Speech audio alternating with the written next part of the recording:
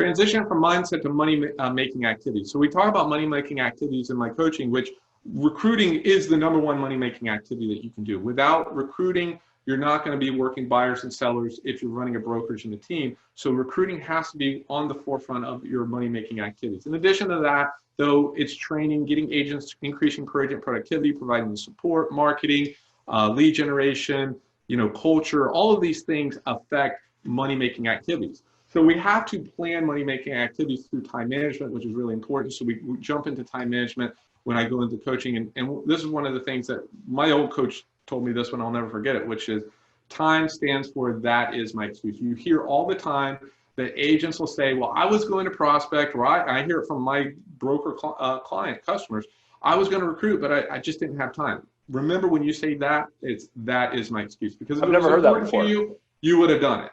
If I can call leads, and this is interesting, we talk about the stats, 66% of all leads are followed up with.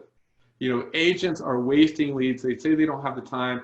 And how many times have you heard a team leader or a person say, you know what, you're the first person to answer your call, I want to work with you. You're the first person to answer your phone. So don't use these excuses, do the work, make sure you set aside the time, come up with systems. This is one thing that we work on in my coaching, which is a 1, 2, 3 technique. If it's important, like recruiting, prospecting, those are all ones. Those things we do first. If you've ever read the book, Eat the Frog, the hardest thing to do every day was to eat a frog. So if you're going to do that, you're going to do it first. That was the moral of the book, which is a great book. But this is the 1, 2, 3 technique. Ones get done today, twos that don't get done today become ones tomorrow, threes become twos tomorrow. So this is what I would do for the time management side. And I threw this out there just so we can kind of talk about like what an ideal broker weekly schedule would be.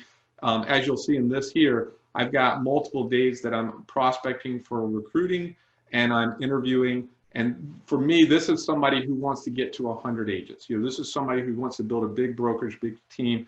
And we can customize, every broker's ideal weekly schedule based on what they want to accomplish. I always tell them, 60% of your time should be on the business, 40% of the time you're in your business. So if you're, selling real estate or you're running a brokerage, use those ratios for your time.